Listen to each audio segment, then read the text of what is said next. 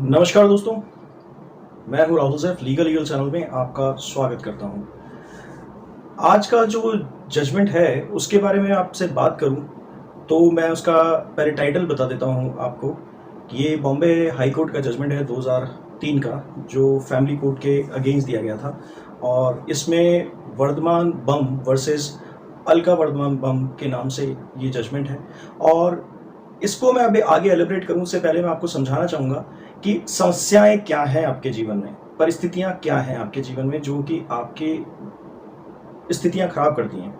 देखिए, कुछ चीज़ों के बारे में हमें बहुत बड़ी गलतफहमी है। जैसे मैं पति पत्नी दोनों के बारे में बता रहा हूँ कि कुछ पति पत्नी घर बसाने में विश्वास करते हैं और कुछ पति पत्नी घर तोड़ने में विश्वास करते हैं। उनके अपने लालच पैदा हो जाते हैं। सबसे बड़ी बात तो ये होती है उनका अहंकार आगे आ जाता है। खास तौर से उसके अंदर उनका परिवार भी शामिल हो जाता है, चाहे वो लड़के का हो चाहे वो लड़की का हो।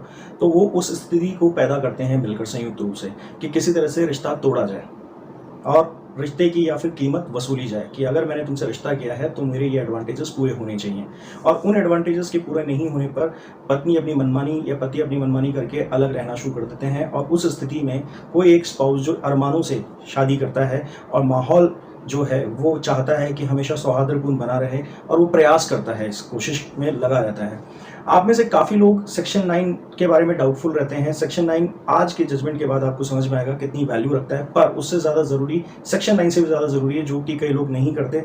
और अपने अहंकार की पूर्ति करने के लिए अक्सर हस्बैंड्स अपनी जो वाइफ है उसके ऊपर सेक्शन 9 लगाकर ये साबित करने की कोशिश करते हैं, देखिए मैंने कोशिश तो करी रिश्ता बचाने की, ठीक है वो चलता है, करना चाहिए, मैं नेगेटिव नहीं कह रहा हूँ। पर अगर आपने किसी तरह का सामाजिक प्रयास या फिर कोर्ट केस होने से पहले अगर कोई कोशिश नहीं की तो ये स्थितियां थोड़ी सी आपके लिए विकट भी होती हैं कोर्ट के अंदर। कोर्ट इस बात से एग्री नहीं करता कि सिर्फ सेक्शन 9 लगा लेने से ही आपने आरसीआर में विश्वास किया। हालांकि मैं आपको बता देता हूँ कि वैवाहिक संबंधों की पुनर्स्थापना के लिए ही फैमिली कोर्ट्स खोले गए हैं। उनका उद्देश्य आपका घर तलाक करवाना नहीं है, तोड़वाना नहीं है। देखिए, आपको एक बात पूरी तरह से क्लियर कर लेनी चाहिए कि आज का जो जजमेंट है वो एक तरह से सेक्शन 13A के एक पूरे के पूरे क्लॉज को फुलफिल करता है, सब क्लॉज को फुलफिल करता है और उसके अंदर से ही ये चीज़ निकल कर आई है। तो उस आधार पर आपको अपने पति या पत्नी से बिना कोई दिक्कत के शादी में कोई समस्या नहीं है अगर उन्होंने उस नीति का पालन नहीं किया है। यानी पहले सेक्शन 9 का जो पार्ट है, यानी कि जो सबसे ज़्यादा जोर देती है कोर्ट कि भाई रिकंसिलेशन ऑफ मैरिज या रीट्यूशन ऑफ कंजुगल राइट्स आपके हो रहे हैं या पूरे नहीं हो रहे हैं, तो जो उसको डैमेज करने की कोशिश कर रहा है तो उससे सिंपैथी कोर्ट नहीं रखता है। और वही स्थिति इस पूरे जजमेंट में दिखाई गई है। और आज इसको पूरी तरह से समझेंगे तो मेरे को लगता है कि मेरे करीब 40 से 50% जो दर्शक हैं उनको बहुत फ़ायदा होने वाला है आज के इस वीडियो से। मैं आपको आगे बढ़ूँ इससे पहले एक सूचना दे देता हूँ कि हमारा जो लीगल का क्रैश कोर्स है उसके लिए अब कुछ ही दिन बचे हैं कि वो आपको 20 तारीख तक एक बहुत ही रीजनेबल अमाउंट पर अवेलेबल है। ज़्यादा से ज़्यादा रजिस्ट्रेशंस करा लीजिए क्योंकि अब कुछ ही रजिस्ट्रेशंस यानी सीट्स हमारे पास बाकी हैं। जैसा कि आपको पता है कि हम 50 से ज़्यादा लोग इस ऑफर में नहीं ले रहे हैं। दूसरी चीज़ ये कि अभी हमारा जो ऑलरेडी एक मेन कोर्स चल रहा है जो कि बेसिकली वो एजुकेशन बेस्ड है, जिसके अंदर आपको आपके कोर्स जो हैं वो इंडिविजुअल आपके केसेस की स्टडीज़ के अकॉर्डिंग तैयार करके दिए जाते हैं। उनका हमेशा एक अवेलेबिलिटी आपके पास रहती है, आप उसके लिए हमसे बात कर सकते हैं। और प्लीज़ जो नंबर हमने व्हाट्सएप पे मैसेज करके अपॉइंटमेंट के लिए दिया है उस पर सिर्फ व्हाट्सएप करके सिर्फ मैसेज करें अपॉइंटमेंट के लिए, ना कि उसके अंदर आप डिटेल मांगना शुरू कर रहे हैं। कई लोग बहुत ज़्यादा डिस्कशंस करते हैं, चाहते हैं उनसे डिस्कशन किया जाए, किसी तरह का जवाब नहीं दिया जाएगा। सिर्फ आपको अपॉइंटमेंट के लिए एक मैसेज आएगा, वो कंडीशंस फुलफिल होती हैं, अपना अपॉइंटमेंट लें, बाकी सारी बातें अपॉइंटमेंट में होगी। किसी भी तरीके का एक्स्ट्रा जवाब वहाँ नहीं होगा क्योंकि वहाँ इतनी फुर्सत नहीं होती। जो उसका रिसेप्शन लेते हैं उस नंबर का अपॉइंटमेंट का, उनके पास इतनी फुर्सत नहीं होती क्योंकि जो बहुत ज़रूरतमंद लोग हैं वो इस तरह से टाइम पास करने वाले लोगों के वजह से परेशान हो जाते हैं क्योंकि उनको मैसेजेस में जवाब देना पड़ता है जो सिर्फ वहाँ बातचीत मैसेजेस में ही करना चाह रहे हैं। तो ऐसा ना करें, ये मेरा निवेदन है। दूसरी चीज़ ये है कि वही बात मैं कह रहा हूँ कि आपको अगर अपॉइंटमेंट लेना हो तो आप पहले पेमेंट करें, उसके बाद आप मुझसे बात कर सकते हैं। दोस्तों, आज का जो जजमेंट है मैं उस पर आता हूँ। ये जो जजमेंट है ये बेहद शानदार जजमेंट है। अगर इस जजमेंट पर आपने प्रॉपर फोकस किया तो काफ़ी लोग जिनका लंबा टाइम से केस चल रहा है और वो बहुत परेशान हैं, उनको ये नहीं पता कि उनके केसेस में क्या सूरत है कि जिस तरह से वो तलाक ले सकते हैं। यहाँ तक कि कुछ लोगों ने नए संबंध भी स्थापित कर लिए हैं जो कोर्ट जायज़ मानता है। कोर्ट गलत नहीं मानता है। अगर आपने किसी नए स्त्री या पुरुष के साथ संबंध स्थापित कर लिए हैं तो कोर्ट जायज़ मानता है। वो अलग बात है कि कुछ लोगों में लॉयल्टी बहुत स्ट्रांग होती है, तो कोर्ट पक्ष तो उनका लेगा, पर अगर आपने वहाँ लॉयल्टी की लैकिंग की है तो उस सेकंड संबंध को वो सही मान लेगा। मगर अगर आपने वहाँ लॉयल्टी की लैकिंग दिखाई है, आपने दिखाया है कि वो संबंध बना रहा है मगर आपने उस संबंध के अंदर कहीं ना कहीं कसर छोड़ दी, तो आप पर भी क्रूअल्टी नहीं मानी जाएगी।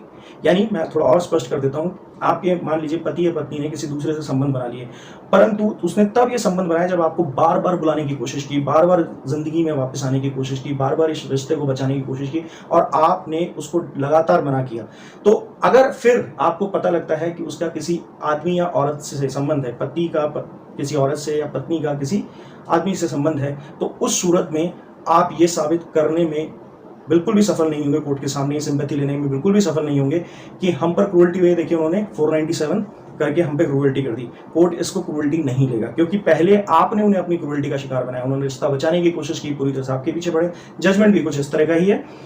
इसके अंदर हुआ ये कि जो पत्नी थी वो 1984 में अपने पति को छोड़कर बिना किसी कारण के और जाके अपने पीहर बैठ गई ससुराल से। पति ने कई बार उसको लाने की कोशिश की, किसी तरह से समझाने की कोशिश की, यहाँ तक कि जो पति यानी कि जो पत्नी के ससुर साहब थे, उन्होंने 4 लेटर्स भी लिखे लगातार कि भाई आप भेजिए, क्या विचार करते हैं, रिश्ता बचा के रखिए, बनाए रखिए। तो जो लड़की के फादर थे उन्होंने हमेशा कोई ना कोई बहाना करके टाल दिया, जैसे वो बीमार है या कुछ है, पर उन्होंने भेजा नहीं। तो उस स्थिति में फिर भी उन्होंने प्रयास चालू रखे।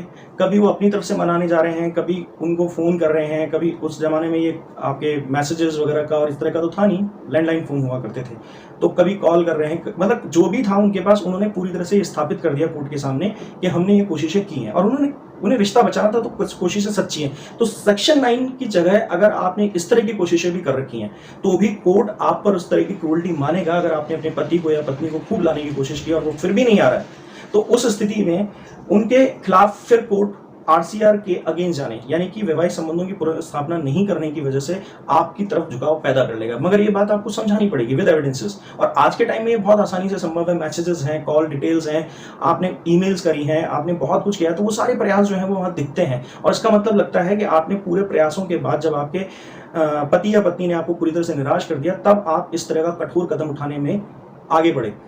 अब हुआ ये कि जो पति थे उन्होंने पिछले 2-3 साल तक उन्हें मनाने की कोशिश की, इवन 2 साल तक उन्होंने मनाने की कोशिश की, फिर भी पत्नी नहीं आई। अब पत्नी नहीं आई तो फिर कुछ टाइम बाद, 3-4 साल बाद, जब पत्नी को यह पता लगा कि उनके किसी और स्त्री से संबंध है और उनकी वजह से उनके 2 बच्चे भी हो गए हैं उसके बाद, तो उन्होंने कोर्ट में केस दायर कर दिया कि साहब मेरे साथ रिश्ते में धोखा हुआ है, मुझ पर क्रूअल्टी हुई है, ये सब। तो पति की पूरी दलील जब सुनी गई, कि जब उन्होंने बताया कि मैंने और मेरे परिवारजनों ने और मेरे रिश्तेदारों ने इस रिश्ते को बचाने के लिए भरपूर कोशिश की और डिसर्शन मेरी वाइफ की तरफ से स्थापित किया गया। अब समझिए यहाँ पर तलाक का फ्रेम कैसे बनता है, और इसको भी हम साइड में रख देते हैं। पहले हम ये समझते हैं कि क्रूअल्टी हस्बैंड ने जब किसी और के साथ संबंध बना लिए तो भी वाइफ पे क्रूअल्टी क्यों नहीं हुई, मानी गई, यानी कि पति की तरफ से वाइफ के ऊपर क्रूअल्टी क्यों नहीं मानी गई। कारण ये था कि पति ने पूरी तरह से अपने संबंधों को पूरी तरह से सुचारू करके स्थापित करने की कोशिश की 2-3 साल तक, पर पत्नी ने हमेशा उस पर एक डिनायल रखा, नहीं आई, बहाने बनाती रही, कोशिश ये लोग लगातार करते रहे, कोई कसर नहीं छोड़ी, हर तरह से जमीन आसमान एक कर दिया, नहीं मानी। हालांकि दोनों ने केस नहीं किया था एक दूसरे पे। हाँ, ये जरूर है कि बीच में कुछ नोटिस भी पति ने भेजे उसको आने के लिए, पर उसने कोई जवाब नहीं दिया। अब समझिए इस बात को कि आखिर कोर्ट इसमें पक्ष क्यों ले रहा है पति का। उसने तो एक तरीके से अडल्टरियस रिलेशनशिप में जा चुका है, तो फिर पक्ष क्यों ले रहा है। देखिए यहाँ गड़बड़ ये हो रही है कि कोर्ट ये कहता है कि आप पति पत्नी बनते हैं तो 2 ही वजह होती है, एक तो खूब भरपूर सेक्स कीजिए और दूसरा आप बच्चे पैदा कीजिए, चाहे 1 करें चाहे 100 करें, उसमें कोई आपकी अपनी खुद की पर्सनल राय है, परंतु बस संतानोत्पत्ति और सेक्स के लिए। कारण यह है कि जो पेट की भूख है ना, उसके कारण आदमी कभी किसी की हत्या नहीं करता है, कोई अपराध नहीं करता है, थोड़ा बहुत कर लेता है चोरी छोटी मोटी, तो उसमें उसको कभी कोई किसी को शारीरिक रूप से हानि नहीं करते हैं। आपने कभी नहीं सुना होगा कि भूखे आदमी ने किसी गर्दन काट दी। पर 2 चीजें आपने बहुत सुनी होगी कि या तो वासना के अंदर लिप्त होकर पति या पत्नी ने ऐसा कदम उठाया कि दोनों ने कुछ ना कुछ अपराध किया। जैसे अगर पत्नी की शारीरिक भूख समाप्त नहीं हो रही है और उन्होंने किसी और से संबंध बना लिए हैं, और उस स्थिति में कई बार ऐसा सुनने में आता है कि प्रेमी की बातों में आकर पत्नी ने अपने पति की हत्या कर दी, बच्चों को जहर खिला दिया। या फिर ये सुनने में आता है कि एक आदमी ने एक छोटे बच्चे के साथ या एक औरत के साथ रेप कर लिया और उसकी हत्या कर दी या फिर रेप कर लिया। तो ऐसा क्यों होता है? क्योंकि ये जो भूख है ना, ये तांडव खड़ा करने वाली भूख है। तो कोड ये चाहता है कि ये बैलेंस जो है समाज का बना रहे, तो इसके लिए आप दोनों को आपूर्ति के लिए बनाया गया है। तो आप एक तो अपराध ये कर रहे हैं कि सामाजिक अव्यवस्था बना रहे हैं, दूसरी चीज कि आपको जिस कर्तव्य निर्वहन के लिए शादी के लिए अंदर भेजा गया था, इस सामाजिक व्यवस्था में डाला गया था, आपने उसका उल्लंघन कर दिया। दूसरी बात कि पति पत्नी के रहते हुए कई चीजों का सुख पाता है, भोजन का, रहवास का, घर के अंदर साजो सज्जा का, कई और भी तरीके के सुख होते हैं, सब जानते हैं। और इसी तरह से पत्नी भी पति की वजह से बहुत सारे सुख के लिए बनी होती है। और ये प्रकृति का नियम इसी तरह से आगे बढ़ता है। और संतान की उत्पत्ति का मतलब है कि हम क्रिएशन को बंद नहीं करें, प्रकृति के अंदर सहभागिता बनाएं। मैं इतनी डिटेल में क्यों बता रहा हूं? क्योंकि आप समझ लीजिए, ये क्रूअल्टी नहीं थी पत्नी के ऊपर, ये डिमांड थी। ये डिमांड थी कि पति के लिए वो चीज पूरी होनी चाहिए। तो 2 साल का डिसर्शन पॉइंट मानता है सेक्शन 13A, उसका सब क्लॉज है जिसके अंदर डिसर्शन को कंपल्सरी चीज मानी गई है कि 2 साल तक अगर पत्नी ने अपने पति के साथ किसी तरह का शारीरिक रूप से संपर्क नहीं रखा है, उससे अलग रही है, संभोग नहीं किया है, यानी कि सेक्स नहीं किया है, तो उस स्थिति में ये पति के ऊपर पूरी तरह से क्रूअल्टी मानी जाएगी। अब उसके बाद पति अगर कोई स्टेप ले लेता है तो ये इनडायरेक्टली तलाक का ही एक रूप हो गया, यानी पत्नी ने इनडायरेक्टली इस पूरे रिश्ते को तलाक की तरफ धकेल दिया है, पूरी तरह से विवाह विच्छेदन की तरफ, विवाह का सेपरेशन की तरफ इसने धकेला है। तो उस स्थिति में उसने खुद ने इनवाइट किया है पति को कि अब वो चाहे कुछ भी करे। और यही सेम चीज लागू होती है अगर पति अपनी पत्नियों के साथ कर रहे हैं, तो फिर वो किसी से भी संबंध स्थापित करें, किसी से भी शादी कर लें। इसके अंदर यही हुआ कि पत्नी ने ये कहा कि इसने दूसरी बीवी बच्चे रख लिए हैं और उस सेकंड मैरिज को चैलेंज किया। तो कोर्ट ने कहा ये चैलेंज नहीं किया जा सकता। आपने प्रयास कहां किया अपना रिश्ता बचाने के लिए? सिर्फ आप अब एलिगेशन लगाने आ गए कि साहब ये मेरे पे क्रूअल्टी हुई है। तो इस तरह से पति को प्रोटेक्ट किया गया और उस शादी को, जो सेकंड मैरिज है, उसको जायज माना गया, हालांकि उसके कोई अवशेष यानी कि कोई सबूत पत्नी देने में सक्षम नहीं थी कि उन्होंने शादी की, पर उसने एक तरीके से सिर्फ जबानी ये वर्बली ये बात कही थी कि हाँ इन्होंने शादी की। पति जो है वो एक तरीके से क्रूरता का शिकार स्वयं हुआ था। उसने 2 साल 3 साल अपने इस पूरे रिश्ते को बचाने की कोशिश की, पर पत्नी ने उसको सीरियसली नहीं लिया। और सबसे बड़ी बात यह है कि पत्नी कुछ ही दिन रही थी शादी के बाद, महीनों भी नहीं रही, कुछ ही दिन रही थी, और उसके बाद वो परमानेंट चली गई और बिना किसी कारण के वहीं रही पेहर में। देखिए, ये जो पतियों के ऊपर अत्याचार करते हैं डायरेक्टली पत्नियां नहीं करती, अक्सर उनके माँ बाप करते हैं। जो मोह होता है ना माँ बाप का, वो बहुत डीप होता है अपनी बेटियों के लिए। वो बेटियों को शारीरिक रूप से पराया करते हैं, मन से पराया नहीं करते। और जब तक वो मन से पराया नहीं करते, जो कन्यादान प्रॉपर नहीं होता ना, उसके नतीजे हैं कि आज ये रिश्ते माँ बाप ही मिलकर तोड़वा रहे हैं। वरना पहले ये होता था कि अगर बेटी घर पर आकर रोती थी कि पति ने ये किया वो किया, तो दोनों में समझाइश की जाती थी, या कुछ दिन बेटी को वहां रख के और फिर वापस दामाद को बुला गया तो डांट दिया जाता था, समझा दिया जाता था। और अगर सच में दोनों को सामने बैठा कि पहली बात तो सच सामने लाया जाता था, क्योंकि इस मामले में बहुत आयत में ये भी पाया गया है कि अक्सर औरतें झूठ बोलती हैं। ये बिल्कुल सच है, अक्सर औरतें झूठ बोलती हैं और इन झूठों की वजह से ज्यादातर परिवार टूटते हैं। ऐसा नहीं है कि मदर फादर अपनी बेटी का पक्ष ले रहे हैं तो गलत कर रहे हैं, बिल्कुल सही कर रहे हैं, पर वो एक बार इस जांच को बिल्कुल परख लें कि आपकी बेटी ने आपसे झूठ तो नहीं बोला कि मुझे मारा है, मुझे खाने को नहीं दिया, ये सब कुछ। ये सब कई बार वो सिर्फ ये चाहती है कि आप इस बात के लिए उकस जाएं, क्योंकि वो अपना निर्णय बनाकर लाती है और आप पे थोप देती है। आप बुढ़ापे में अपनी बेटी के लिए अपने गोड़े तोड़ते हैं, अपने घुटने तोड़ते हैं कोर्टों के अंदर जाके, पर किसी दिन जब आपको ये सच्चाई पता लगती है कि दामाद ने तो ऐसा किया ही नहीं, तब तक बहुत तबाही हो चुकी होती है। मैंने तब माँ बापों को पैर पकड़ते हुए देखा है भरी कोर्टों में दामादों के, पर दामाद तब तक इतने दुखी हो चुके होते हैं। माँ बाप पे इल्ज़ाम लगा दिया, रेप का केस लगा दिया, भाई को जेल भिजवा दिया, मुझे जेल भिजवा दिया, ये कर दिया, वो कर दिया, बदनामी कर दी। तो इतनी तबाही के बाद वो आपको अपना लेगा, आपकी बेटी को अपना लेगा? नहीं, संभव नहीं। और यही अगर आपके साथ आपका दामाद करे, तो क्या आपको लगता है कि संभव है कि वो इन परिस्थितियों से गुजरने के बाद आप अपने दामाद को माफ़ कर देंगे? नहीं, बिल्कुल संभव नहीं। तो ये दर्द देने से पहले 10 बार सोचें। किसी को पेन देना बहुत आसान है, पर मरहम लगाकर उसमें सुधार करने में बहुत तकलीफ़ों से गुजरना होता है।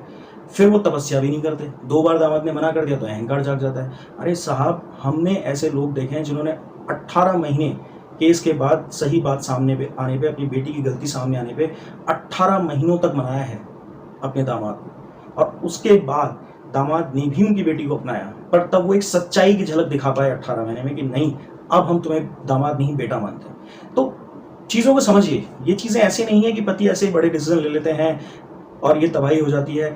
जब अंदर से टूटता है ना आदमी, तो बहुत बुरा टूटता है। एक बात हमेशा ध्यान रखिए, क्रूरता के मामले में काली के बराबर है औरत। महादेव बहुत शक्तिशाली हैं, पर वो काली के आगे झुक गए थे। तो एक बात समझ लीजिए कि क्रूरता के मामले में औरत बहुत ज़्यादा आगे होती है। तभी हमारे यहाँ पर क्राइम्स जो हैं सबसे ज़्यादा, हमारे मैट्रिमोनियल केसेस को अगर कंपेयर करें तो कश्मीर में आतंकवादियों के नाम पर जो मर्द गलतियाँ कर रहे हैं ना, उनसे ज़्यादा बड़ा आतंकवाद यहाँ पर है।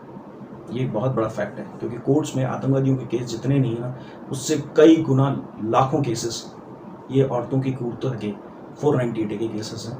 आप जानते भी हैं कि सुप्रीम कोर्ट ने 2-3 बार टिप्पणी भी की है, this is a legal terrorism. Thank you.